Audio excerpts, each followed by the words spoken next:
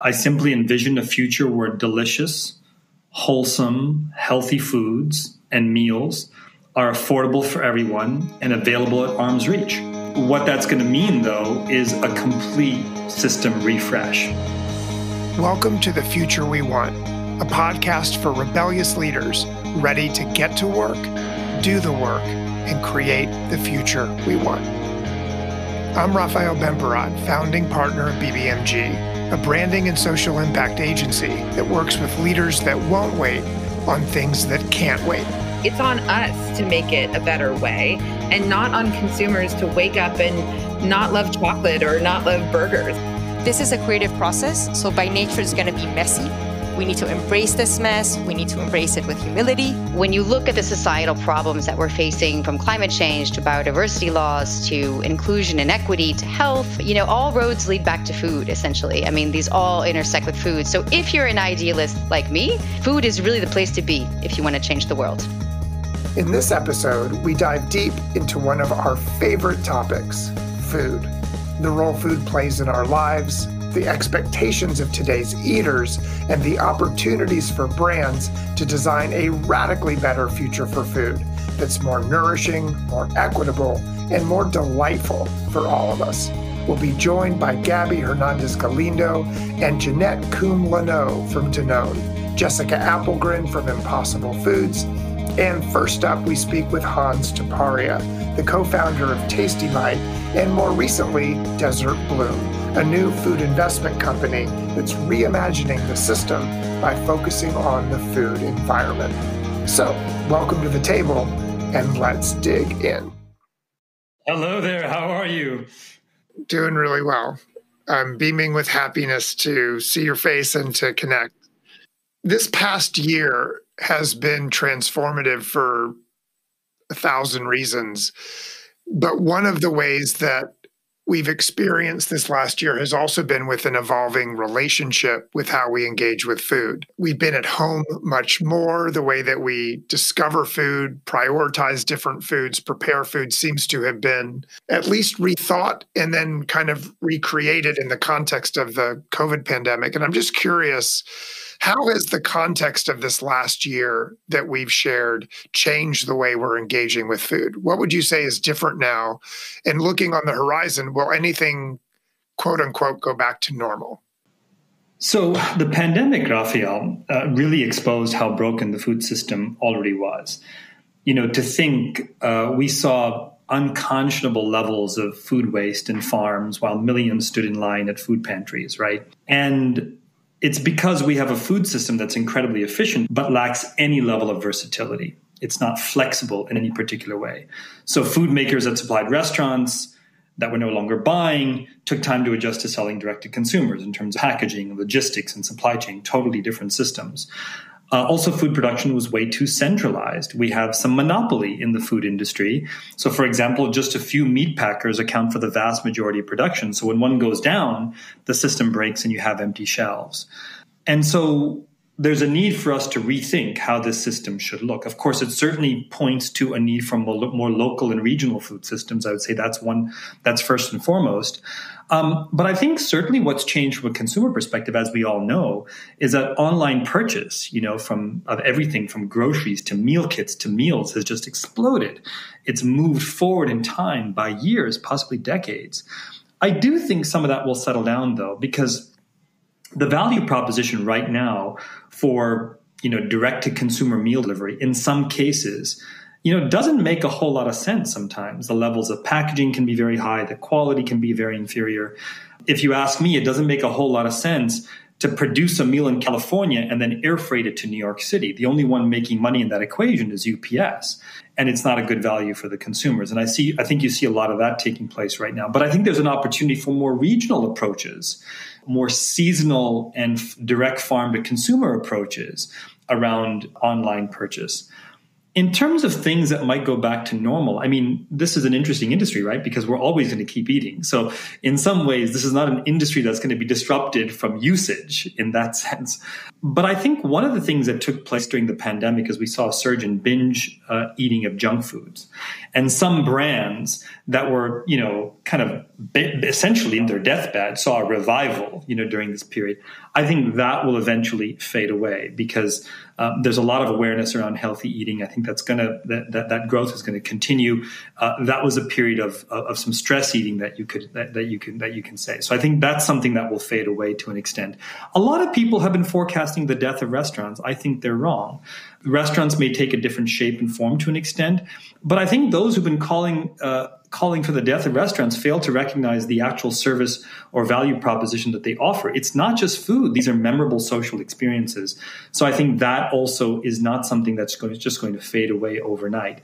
It may change, and it may be more touchless to an extent. We're seeing some of that come into play. But I think these are social experiences over and above just experiences of sustenance. What, if anything, do you feel like this last year is doing to shape our norms of behavior? And in that sort of context, where do you see priorities? Where do you see new traditions evolving? Where do you see ritual playing a role in sort of what's evolving and what might be next? I'm very hopeful, Raphael. I feel that the pandemic has, to an extent, forced us to slow down. It has made our overscheduled lives have more spaces within it. So my sense is that as we come out of this pandemic, as things start to normalize, we will see consumers take the time to make sure that, how should I say this? When we meet somebody, when we step out to meet somebody for dinner or meet somebody for a meal, to make it count. You're currently not only teaching at NYU's Stern School of Business, but you're a co-founder of a company called Desert Bloom, which is partnering with and investing in rapid growth food businesses that inside of them have a business model or a supply chain or relationship ecosystem that has transformative potential around the future of food. Tell us a little bit about the idea behind Desert Bloom. And we've talked about this quite a bit, and that inside the business is a focus on the food environment. And the food environment you've landed on as a lever of transformation, not only because of market insights or the latest consumer trends, but rather you look back at 200,000 years of human history and our DNA as human beings to unlock, I think, a deeper way in to thinking about the role that food plays in our lives and how we design food economies, food systems, food cultures, and ultimately food businesses to serve humanity and nourish our planet. And so I'm just curious, for those who have maybe not heard of food environment as an idea and maybe are hearing it for the first time, tell us what you mean when you say food environments, and what was the impulse historically and as a current context behind that focus for Desert Bloom? So as you pointed out, Raphael, the charter for Desert Bloom is to invest in and support businesses that are fundamentally reshaping what our food environments look like. Now, just in terms of a quick definition, we define the food environment as the food that is immediately available to us in the environments in which we might be captive for a large portion of our day. So we as humans, we tend to eat what is nearby. And certainly in this day and age, we don't have too much time to travel very far for it as well.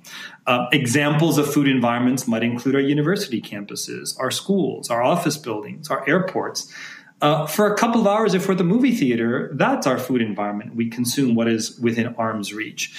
And so we believe that to see health outcomes and environmental outcomes improve, our food environments need to look very different, because we as consumers aren't going to go too far away. And we do tend to at least nibble on or grab what is within close proximity. And so what we need to support, we need businesses that are reshaping, making those food environments look different than what they look like today. And what they look like today, essentially, is that they're saturated with large numbers of, toxic calories. They're saturated with brands that deliver toxic calories, fast food, soda, snacks, etc. Oftentimes with no option for fresh, wholesome, affordable food. And so what Desert Bloom is looking to do is, build off of what we learned in Tasty Bite, is to support entrepreneurs and businesses that are seeking ecosystem change around what the food environment looks like for all of us. Can you give us an example of one of your partner companies and how they are thinking about the food environment, to give us a sense of what's possible when you take this approach to food innovation and entrepreneurship? There's a company in Southern California called Everytable. And so what they've done is they built centralized production, scaled fresh food, and their own delivery infrastructure to be able to serve that food at their own restaurants, in their own smart fridges in offices, direct to institutions, direct to cafeterias, direct to homeless shelters. And it's become this incredible equalizer between people wealthy and poor, all who are getting, a delicious, wholesome meal at $5 to $6. We're talking about the price of a McDonald's, but the quality of a Sweetgreen delivered by this particular brand in Southern California. And what's fascinating, Raphael, is that this is not something that anybody else is doing. It's a totally different way of thinking about food production. Scaling fresh food into centralized commissaries is actually something quite rare. And then developing an entire delivery infrastructure on your own is something actually quite rare. Most companies outsource this kind of stuff, which is what drives additional cost. By handling all of this in-house and attacking the system, in this case, from every single angle, they've been able to bring down this cost to something affordable and are opening up in neighborhoods like Watts and Compton and South LA and competing with the McDonald's and Burger Kings of the world. Another company in our portfolio, which is really neat, is called Clover, and they're in Boston. And Clover is a business that also decided to look at food completely differently, almost upside down from what anybody else would look at it. Most fast casual brands typically think about demand, and based on demand, they'll produce, what the consumer wants. Clover thinks about it the exact opposite, which is what's in supply during a particular season. And if it's in season, it's bound to taste delicious because that's how nature operates. And if it's delicious, that's what we're going to put on our menu. If it's in season, that's what we're going to put on our menu. Now, that means they have to switch their menu multiple times a year, sometimes multiple times a month. And that's something that, supply chain software for food companies is not designed to do. So they built an entirely new technology platform to be able to manage a shifting supply chain at will based on seasonality. And of course, they have a cult-like following in the Boston region as a result. I mean, lines out the door. People move to neighborhoods to be near a Clover because it's so delicious, not because they've listened to the consumer, but they listen to nature to design, to design their menus. That is so awesome. And of course, we've had the privilege of collaborating on another one of your portfolio brands called Hungry Harvest. Would you mind telling us a little bit about their breakthrough idea, particularly now in the context of our last year in the pandemic, how this has really paid off and making a difference? Yeah, in America today, about 20 to 30% of produce is wasted.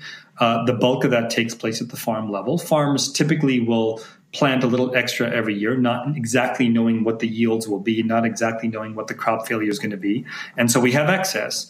But that produce is perfectly fresh, if not better than what you're going to get at a supermarket, which has been sitting around on a shelf for sometimes months. And Hungry Harvest recognized that there's all this surplus produce that's fresh, that's delicious, that's good, that they could buy directly from farms. And again, this is a supply chain that doesn't exist. This produce typically rots. And so Hungry Harvest is able to purchase produce at a discount from farmers, and as a result, offer that healthy, fresh produce at a discount to consumers.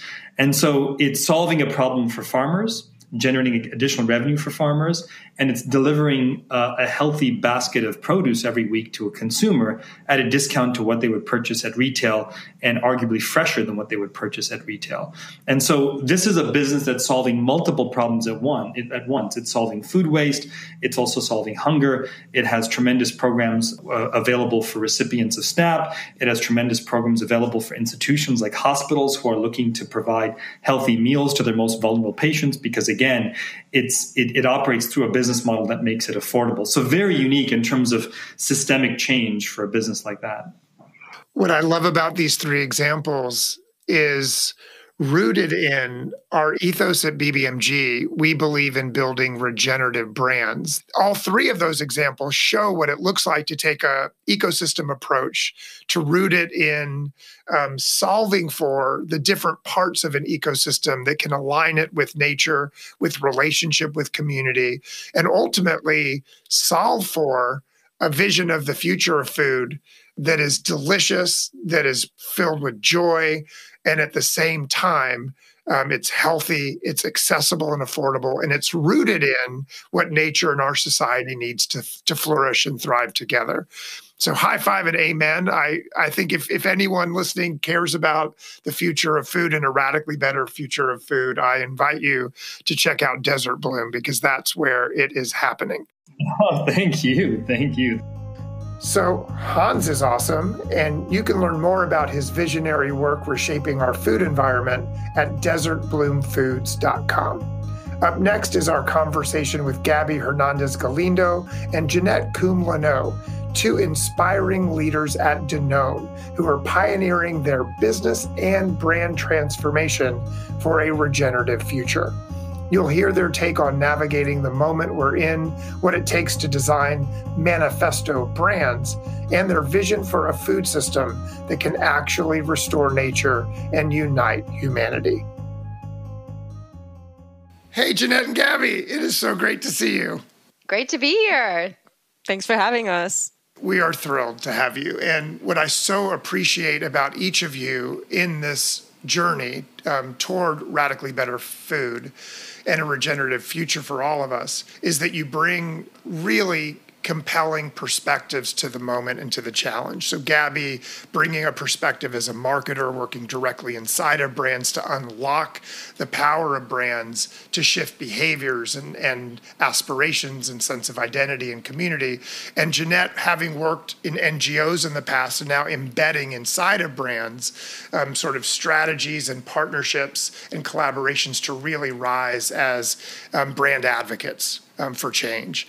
And that really syncs with the way we think about the power of brand at BBMG as transformational vehicles in civilization, which is to connect the systems that create value and produce the products and services that we need to live and thrive, and the stories that we tell that shape our sense of identity and belonging and connection in community and culture. And each of you in your own way are working to align the systems and the stories to create transformation through business and brand. So we are thrilled to have you, and welcome to the Future We Want podcast. So, in the last 14 months, we've been focusing on our health. We've been cooking more at home. We've been creating and reconnecting to traditions and rituals and recipes and stories rooted in food in our families and in our communities.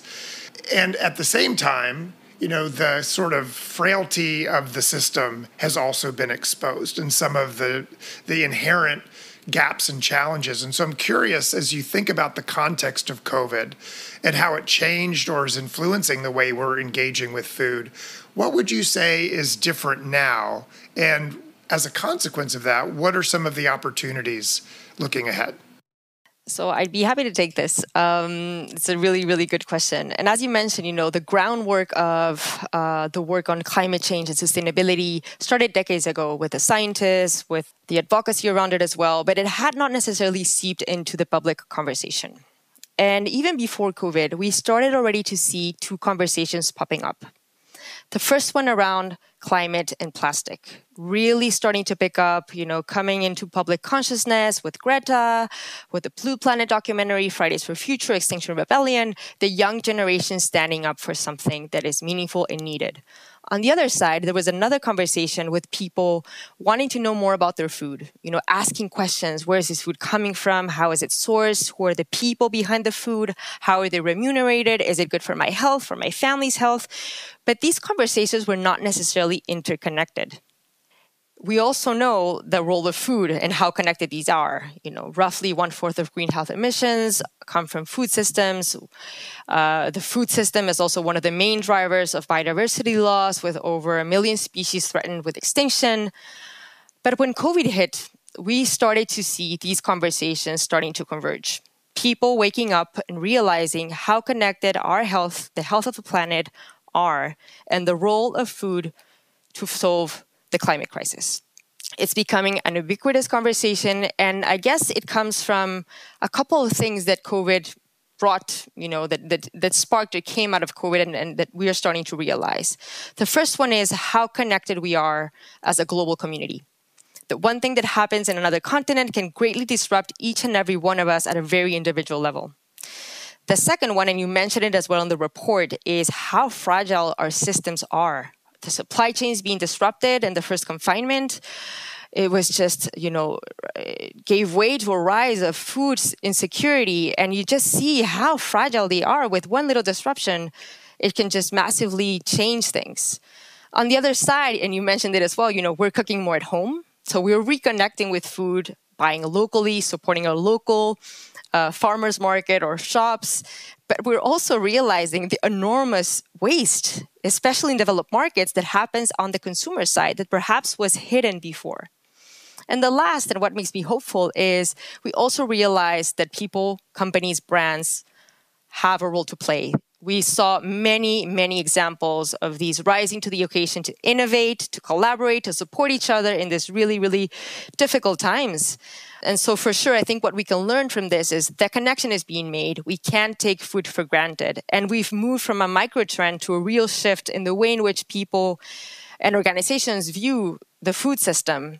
And I think this is really going to help to drive the transformation because we're starting to see a stronger pull dynamic as well.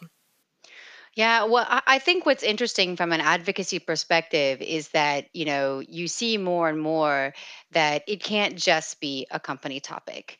We're used to seeing advocacy being led at company level, on climate and on other key issues. And as Gabby was saying, as consumers awake to and make the connection between these societal issues and the food and brands, they're going to expect more and more brands to dive into societal attentions and actually help drive system change. We talk with NGOs, and I'm not just talking about the NGOs we have partnerships with. I'm talking about also more adversarial NGOs, and they tell us that they really expect brands to speak out. And I think that's because first of all, when a brand is doing the right thing, they want to show it, and so that you see other brands see that there is an alternative path, there is kind of a right way to do things. But I also think it's because they understand that brands can reach parts of the public with messages in a way that maybe they can't.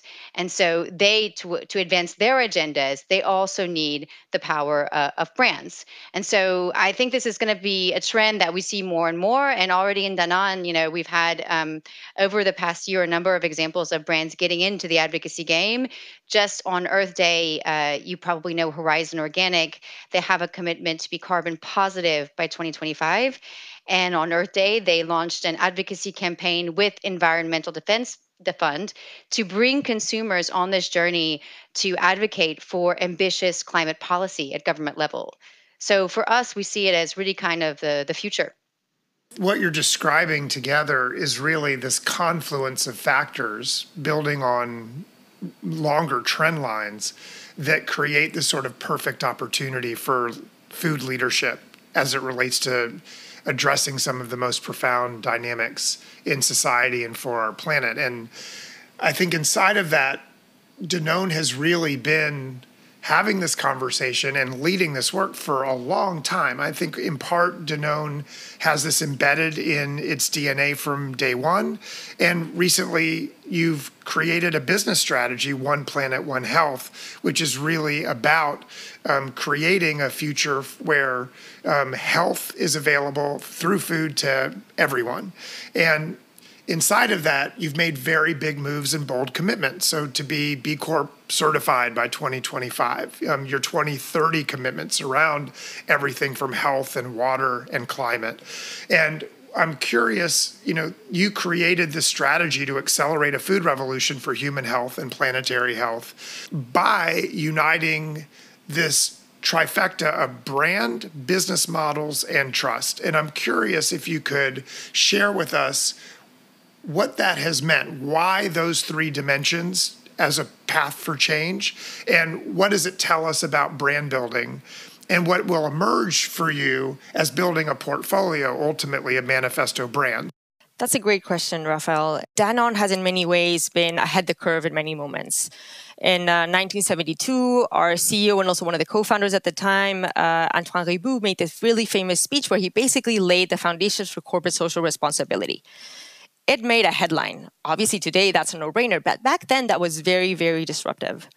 More recently, we've been pioneering as well the multinational movement and integrating purpose at the core of business and brands. You mentioned the B Corp ambition, but not only, we've also changed our status as a company in France to be the first listed entreprise à mission. Now, Danone is a 100-year-old company, which means that the majority of our brands are legacy brands. They were built in a different time with a different brand model.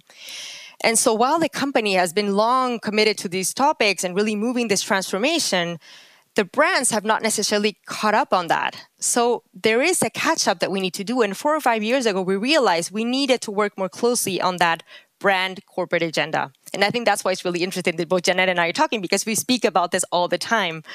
And so that's when the idea of the manifesto brand models were born. It was really having a brand that was focused first and foremost, of course, with what they stand for already. We're not going to transition and change our brands from one day to the next and change their core proposition and value, but connect with the tensions of society from an environmental point of view, societal point of view, health point of view, and start to change that, as well as integrating the rest of, the things that brand building is. It's just, for me, a no-brainer. It's how a brand needs to be built these days. It's how you need and how and why consumers want. That's how you can connect with today's generation. And we don't transition our brands.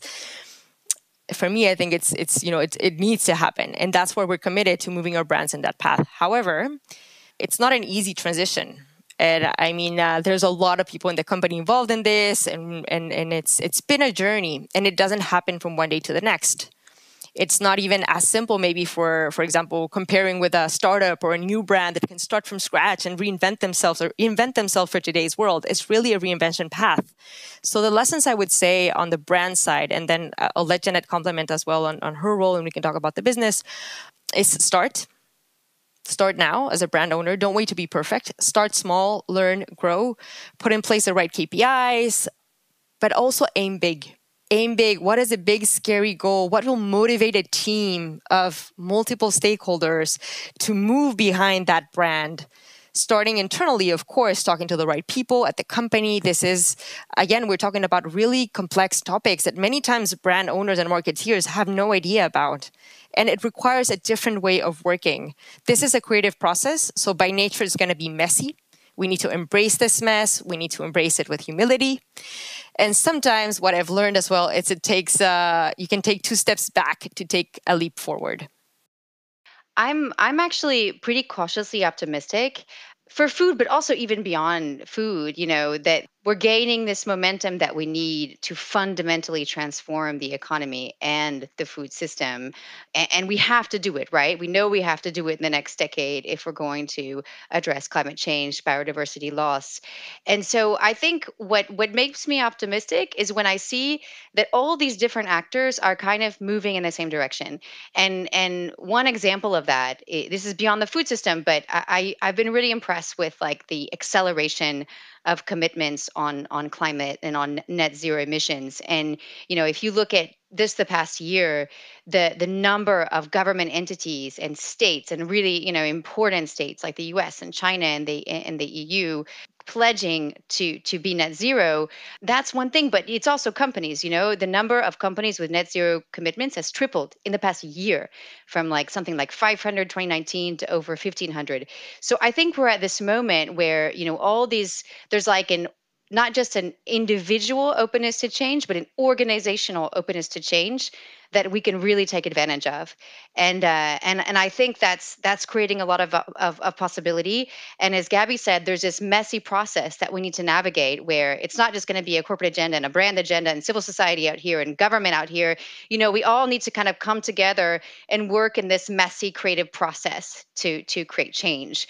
So like Gabby was saying, I mean, this means, for for my role too, this means kind of going out of your comfort zone and having discussions that maybe you wouldn't normally have, putting different NGOs and experts and stakeholders and government officials together with brands in a way maybe you wouldn't have before.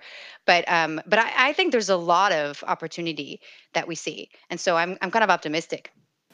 In our research with GlobeScan, we're noting that around the world, the vast majority of people under age 30 have said that in the last year, they have personally been affected by climate change. The majority of young people also say that they're feeling guilty for negative environmental impact of their daily decisions, and even shame about not having a lifestyle that's good for the planet. And as a company built on the dairy industry, obviously you've been diversifying your portfolio. You have a lot of plant-based brands and options. You have a role in specialized nutrition, but a lot of your legacy and your, the beloved relationships you have with tens and hundreds of millions of consumers is rooted in your dairy products. And I'm just curious. I'm curious how you are thinking about the role of the business, dairy, regenerative agriculture, and climate, and how you're thinking about navigating that in a way that feels in tune with the ambition that you're sharing for the business and for impact. There have been a number of of landmark scientific studies that show that to create the sustainable food systems we need for tomorrow, there are kind of a couple of key avenues we have to take, right? You mentioned moving towards more plant-based. We have to rebalance animal protein with plant-based. We also have to transform the way food and other materials are produced at the farm level. And both of these are really fundamental to the Danone strategy. You mentioned, we have, of course, the acquisition that we made in 2017 of White Wave, so we became a leader of dairy, but also plant-based. And then you also mentioned regenerative agriculture. I actually joined Danone just before, to be part of the announcement that we would throw our weight behind regenerative agriculture. And at that time, it was a little bit niche. In fact, and now it's become quite mainstream, which is fantastic. But I think for us, this is really a powerful tool, because when you talk about regenerative agriculture, you're talking about shifting to a farming model that's not just sustaining or doing no harm, but that's really actively restoring and regenerating natural resources. And we've been on this journey of regenerative agriculture, and so we actually worked with a number of stakeholders to define the concept, in a very holistic way. So for us, it's about soil, it's about this new generation of farmers, not in terms of age, but this new generation of farmers is going to lead this transition, and about protecting the welfare of animals. And actually, we're pretty proud. We just published this regenerative agriculture scorecard that we created with WWF France and a number of other experts. And this is so important because as more brands and companies want to join this movement, we need to understand what's behind it and be transparent about that. So this scorecard really lays out how you go on this journey as a farmer, as a company, which practices for at a beginner's level, at an intermediate level, and at an advanced level. So we're quite proud of that. And we have what we've seen in our regenerative agriculture journey is that it works. In the past year, we reduced our carbon footprint by 1 million tons, and half of this was from regenerative agriculture. So coming back to your question about dairy, what we believe is that it has a fundamental role to play in a sustainable food system. Actually, it's not just what Danone believes. I mean, this is in the landmark reports like Eat Lancet from a nutritional perspective, but also from an environmental perspective. Grazing animals play a key role in healthy soils and healthy ecosystems. So dairy has a fundamental place, but we have to transform the practices and make sure they're regenerative. So a lot of the reduction in carbon emissions that we are delivering is from dairy farms. I'd love to conclude just by understanding your perspective and an aspiration, I guess, about the future to come, and what a radically better future for food looks like to you. I see a future where food is regenerating natural resources, connecting the consumers with nature, but also playing the fundamental role that it's really always had in society to build social cohesion. And maybe we don't think about this enough, but maybe it's the most powerful tool we have to unify and to build community. So whether at the family level, the community level, or even between cultures and countries, I see a future where food is both a regenerator of nature and a unifier of people. Right on. Amen to that. Wow, that was just, how do you follow that? That is just bang. So Boom. I'm just going to build on this because that was just amazing. So what I will say is, for me, and I think you mentioned it there, is food with culture. I think as we transition, food systems, we need to be really mindful and really respectful of the role that this has to play in individual, company, regional, local culture, and finding solutions that respect that in a very unique way. So how do we innovate to bring to tables food that is accessible, with better, more diverse ingredients, respecting culture, and Janet nailed it, that is regenerative and actually fairly sourced, both for the farmers as well as for the animals. I love that. And I think what you're both sharing is not only the transformational potential of food in our lives, but getting closer to the relationship we have with food, whether that's relationship with nature, relationship with each other, relationship together in society, and that is humble and loving and sees us and appreciates us as people and in the context that we live with our communities and with the planet that we share. Love it. Thank you. So let's have some fun, and we wrap up. Favorite food of all time? Tacos. And I know that Janet's going to say tacos because we're also friends and we know each other. Now we have to compare. All right, Gabby, what's in the taco that you love? How is it made? And then Jeanette, what's your taco? Go for it, Gabby.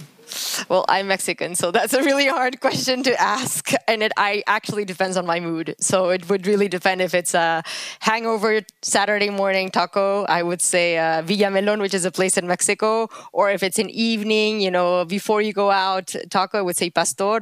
I could go on forever and ever. However, in Paris, I recently tried a jackfruit taco, and it was surprisingly good. So I'm exploring also the plant-based alternatives to tacos, which as a Mexican, I thought I would never do. Yeah. Jeanette? I am definitely into the jackfruit tacos.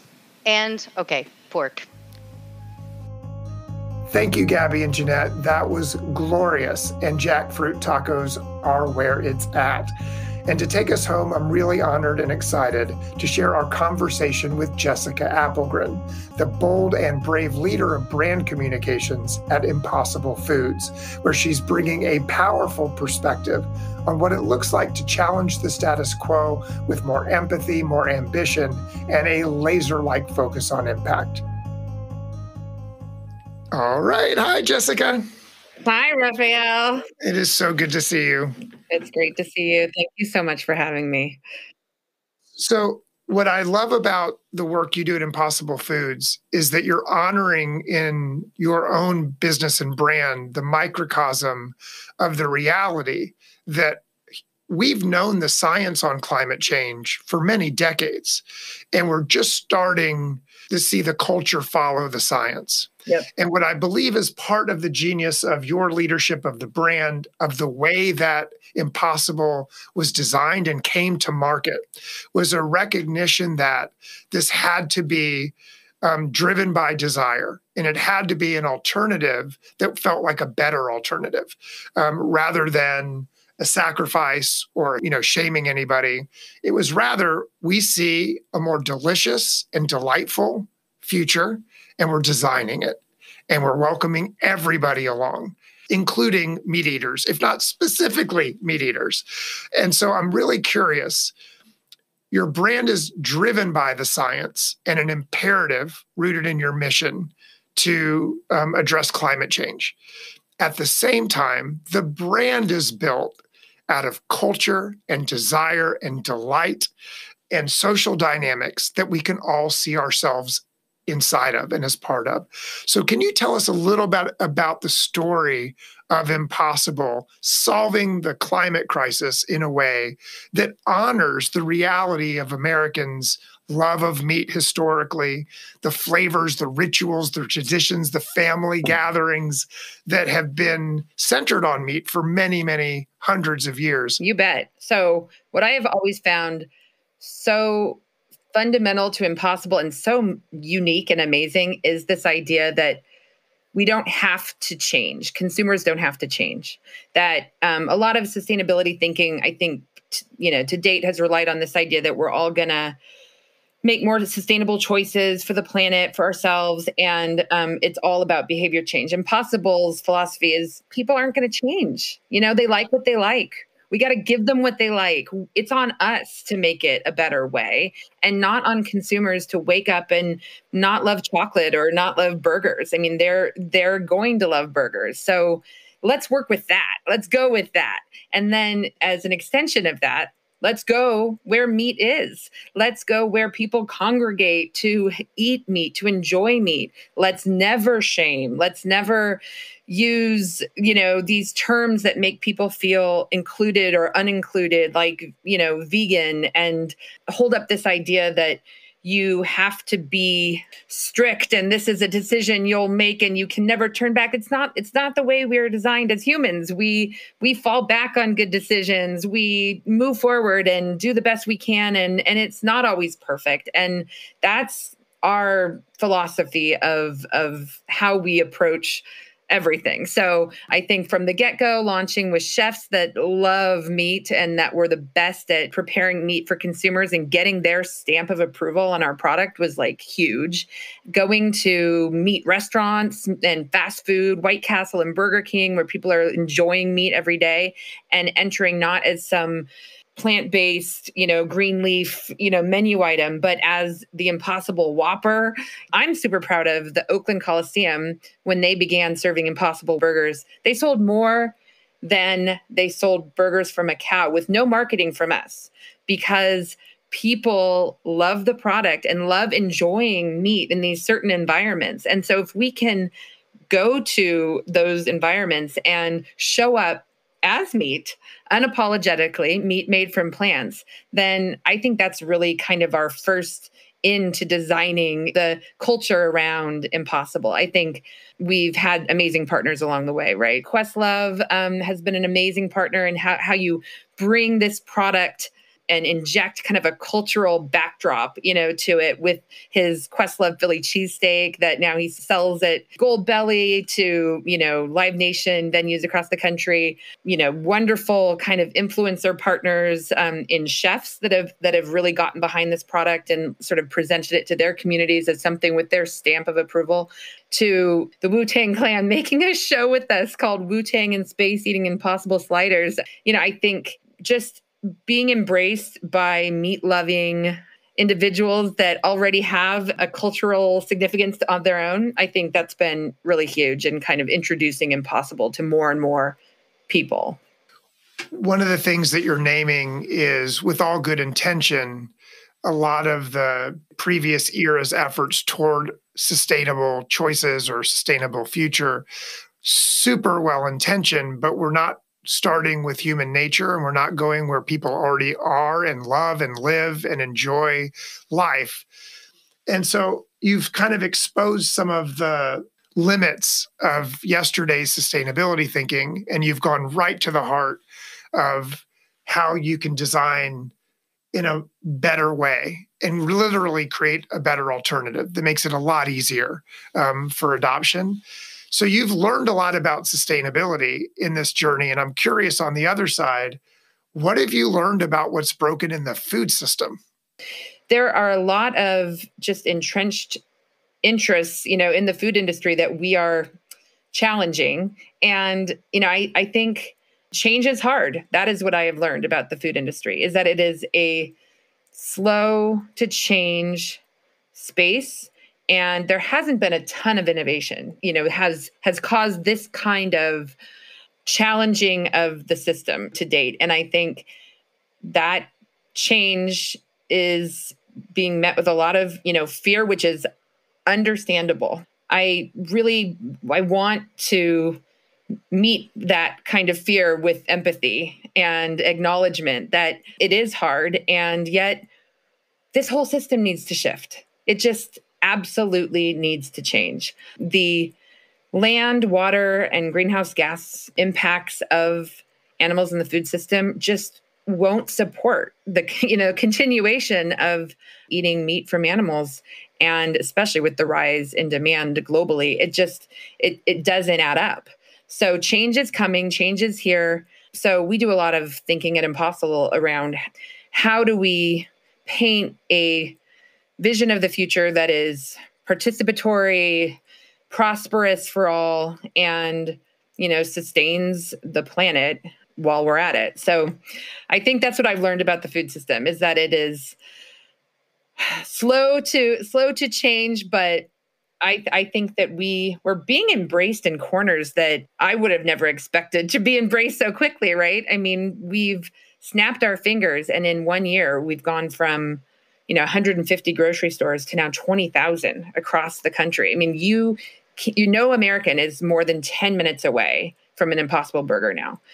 So from Costco to Walmart to Trader Joe's to Safeway to Kroger, all of these brands are taking a real risk on expanding what their definition of meat is and adding Impossible to the meat aisle and putting their brands behind this. And so I've been really encouraged by that kind of adoption so quickly. So there's a lot to be super positive about in terms of the food industry's embracing of this trend. So at BBMG, we've articulated a vision for regenerative brands that are aware, additive, and alive. So aware of the deeper, truer needs of humans and society. Additive, giving more than we take as part of an interdependent ecosystem of value creation and life. And then the third is being alive in culture, in creating energy and momentum in ways that shape who we are and how we live. And the focus for the business and the mission, really rooted in the imperative of climate, is like, if you don't solve for climate, everything else is kind of window dressing because we don't survive as a species. With great appreciation for that, how do you speak to those who are like coming from regenerative ag or organic champions to own your part of the change? So as you've really championed climate, what have you learned about leadership? What have you learned about change management and change leadership inside of these dynamic tensions with industry, the sustainability side, peers? Well, I think the good news is, and what I've learned is, the more awareness there is of the problem you're trying to solve, the more appreciation there will be for the solution. Yeah. So just in my 5 years at Impossible, I've seen animal ag rise from barely not being mentioned, at the global climate change level, to now this year is, the first UN Food Systems Dialogue Summit. And it is a major conversation that global leaders are having, the effect the food system has on climate change and specifically animal ag. And it's a tricky global issue, right? I mean, in America, it's tricky for our own reasons. In other countries and developing, nations where animals play a different role in a family's security, it is more tricky. Even with all of that complexity, seeing it rise, seeing the UN offer Impossible Foods, reward Impossible Foods 2 years in a row with global climate change awards, I think more and more people are starting to understand the importance of the problem, right? So I think that's helped us, quite a bit. In that, though, there's a lot of debate about how we've approached the problem, not in terms of providing meat the consumers love, but the unique decisions along the way around ingredient choice, whether we're going to go completely organic or not. But the urgency of the problem hopefully allows for that wider ecosystem to understand that every choice we make is filtered through the mission of Impossible to eradicate animal ag by 2035. And we are making the best choices possible given all the data, all the science to progress towards that mission. When we think about Impossible's mission, it's all about scale. It's not about saving meat for a small community who can afford it. It is about saving meat for everyone on planet Earth. And that equity piece is incredibly important. That is what gets me really going. I believe everyone deserves nutritious food that is good for themselves, good for their community, good for the planet. So we try to meet any opposing viewpoints just with openness, with dialogue, but we can always do better at it. And that's part of our journey. I admire the combination of laser focus on mission and impact and ambition for scale as the path to not just business success, but to purpose and mission. Like that's the core. And scale has been, I think, since day one. I think Pat had said like a kind of multiple that made people's eyes get big and glaze over from day one. You're like, what? And you're doing it. You're actually hitting the kind of scale that he originally imagined. So we are always thinking about what those levers are to scale. I mean, I think dropping the price was one. And so we've dropped prices about 20% across the board. And that's, I think, really huge. We've always known a barrier for consumers to try the Impossible Burger, which we also know that once you try it, you come back for more. A barrier is often cost. So the sooner we can get that cost below the cost of ground beef, the better for us and the planet. But what gives me inspiration is just, wow, look how far we've come in just a few years. I mean, there was a point when it really seemed either uninformed or crazy to say that animal ag was the climate solution for the global community. But now that is the conversation we're having. We're seeing bills in the US that look at valuing land and helping farmers transition from animal ag to growing plants. I mean, you're seeing all sorts of like policy, recommendations right now, which are great. Impossible Foods does not rely on that, though. The only thing we can sort of control is making the best, most delicious, most craveable, most nutritious product possible and scale it as quickly as we can. And then another product from there and another product from there. And that's the exciting part about being on the inside. You see all these different products that are in R&D with this amazing science team. And you know that it's just a matter of time. We'll have a better burger. We'll have a better chicken. We'll have a better steak. We'll have a better milk, a better fish. Every lesson we learn along the way, we're just going to apply to that next product category. But we don't have time. We go for it. Go fast and charge, and don't worry if you make a mistake. There's never been heavy consequence at Impossible for any mistakes made. It's all learning. It's science. You try, you fail, you try again, you fail, you eventually succeed. And that spirit makes it incredibly fun to do this work in Impossible, because you're only going to fail if you are not trying crazy, awesome stuff. So I'm loving that part of our brand. Final question. If you could speak with your teenage self, what would be the one piece of advice you would share about creating a radically better future? Don't be afraid that you don't know it all. I'm not a climate scientist. I'm still learning every day, and it's humbling how little I know in comparison to much younger people at the company, on my team, across this space. I think if I let all that I didn't know stop me, I wouldn't take the next step and the next step and the next step. And we all have something to add to this radically better future. Thanks so much for listening to The Future We Want from BBMG. We've been speaking about radically better food with Hans Taparia of Desert Bloom, Gabby Hernandez Galindo and Jeanette Kumlano from Danone, and Jessica Applegren from Impossible Foods.